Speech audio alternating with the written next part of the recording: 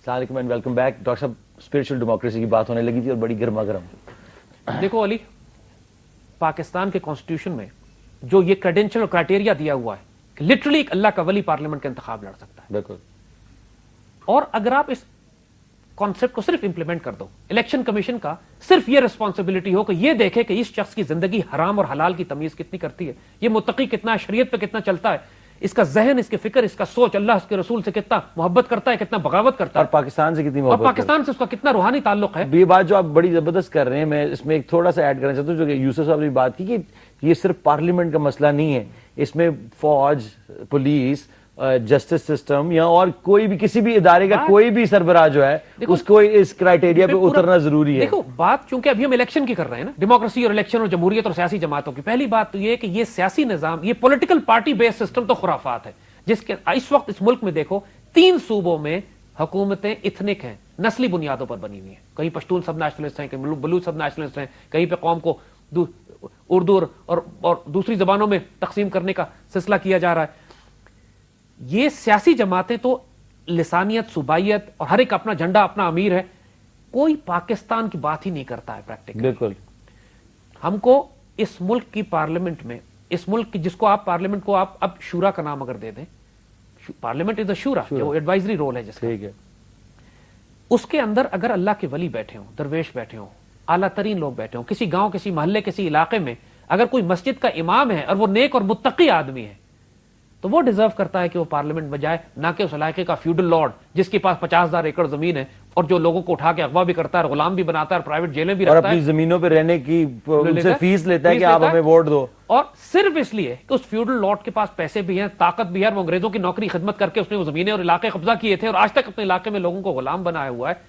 اس کا آبائی موروثی حق ہے, وہ ہوتا ہے اس کا بیٹا, اس کا بیٹا, اس کا بیٹا, وہی سارے پارلیمنٹ سے پہنچتے ہیں. پچھلے 100 سال سے وہ انگریزوں کی پارلیمنٹ سے ہوتے ہوئے آج تک وہ یہی کام کر رہے ہیں. No sorry, this will not happen in a spiritual democracy when you will have the finest people in parliament. اب ان لوگوں کو اختیار دیں کہ پاکستان کے کانسٹیٹیوشن اور آئین کو کس طرح ڈیزائن کرتے ہیں, کس طرح ڈیفائن کرتے ہیں, کس طرح پاکستان کے لاز بناتے ہیں. ہم اپنے فائنسٹ لوگوں کو اوپر بھیجنا چاہتے ہیں. کس طرح بھیجیں گے وہ اور بات ہے, لیکن جو لوگ بھیجیں گے اس سے ہمیں فرق نہیں پڑتا کہ آپ ان کو الیکٹ کریں یا سلیکٹ کریں. They should follow this criteria, they should be ولی اللہ. ولی اللہ کے ولی نہیں ملتے ہیں تم کو تو متقین تلاش کرو. کیا 16 کروڑ کے ملک میں 200 متقین نہیں ملیں گے ان کو؟ بالکل. لیکن کیا وجہ ہے؟ the worst of وہ لوگ کبھی اوپر آ نہیں سکتے نا, اس سسٹم میں نہیں آ سکتے. پریزنٹ سسٹم کے اندر وہ لوگ اوپر آ ہی نہیں سکتے. دیکھیے ایران نے اپنے خاصے مسئلے ریزالو کر لیے ہیں. ایران میں کھلا الیکشن ہوتا ہے, وہاں کوئی سیاسی جماعتیں نہیں ہیں, پولیٹیکل پارٹیز نہیں ہیں, وہاں پریزیڈنشیل الیکشن ڈائریکٹ ہوتا ہے. انہوں نے کیا کیا ہے کہ پورے ملک سے ہر ایک کو کہتے ہیں کہ جو پریزیڈنٹ بننا چاہتا ہے اپلیکیشن بھیج دے. ان کی جو الیکشن کمیشن ہے, ان کی جو گارڈین کاؤنسل ہے, اس تک اپلیکیشنز آ جاتی ہیں, کئی ہزار لوگ اپلائی کرتے ہوں گے, اس میں سے وہ سلیکٹ کر کے فائنسٹ آف دا فائنسٹ 6 7 8 آدمی 10 آدمی الگ کر لیتے ہیں اور پھر پوری قوم سے کہتے ہیں اب الیکٹ کر کے ان میں سے کسی ایک کو بنا لو, جس کو بناؤ گے وہ اچھا ہوگا. What they have done is کہ انہوں نے ایک پورا سسٹم بنایا ہے, سسٹم اپنا بنا لیا. اب دنیا نے کبھی یہ نہیں کہا کہ ایران میں ڈیموکریسی نہیں ہے.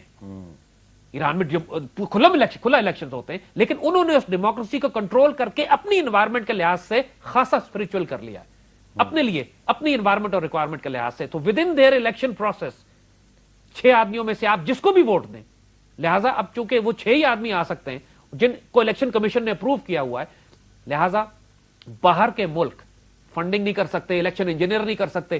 کوشش کی اب کی دفعہ CIA نے, بالکل مینج نہیں کر سکے. $1 بلین جو تھا مختص کیا گیا تھا اس ڈی اسٹیبلائزیشن, مینج اس لیے نہیں کر سکے. وہ ڈی اسٹیبلائزیشن انہوں نے ایکسپلائٹ کرنے کی کوشش کی, لیکن ان 6 آدمیوں میں سے یا جو آدمی بھی الیکشن لڑ رہے تھے وہ سارے وہ تھے کہ جو ایران کی پارلیمنٹ یا ان کے صدر خامنئی صاحب نے اپروو کیے, اسپرچل لیڈر خامنئی نے اپروو کیے ہوئے تھے. تو اس کے نتیجے میں کوئی 7واں آ ہی نہیں سکتا. No corrupt person can become the leader. How come یہ جو اس دفعہ اٹھائے گئے فلانے پریزیڈنٹ کی کیا نام تھا, حسین, اس نے ظاہری طور پہ زائنسٹ کا ساتھ دیا ہے because he was a part of a certain agenda.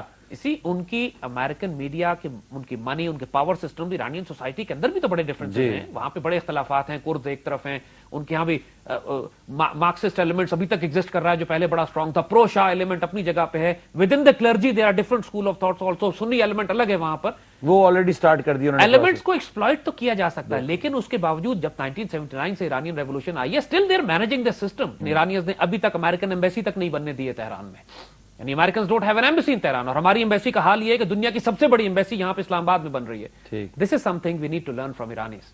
ایرانیوں نے اس معاملے میں بہت میچور رویہ رکھا ہے امریکنز کی طرف, جو آج کے وقت کے امپیریل شیطان بزرگ جنہیں وہ کہتے ہیں. بالکل. We're going to take a break, and once we come back, we're going to take another call.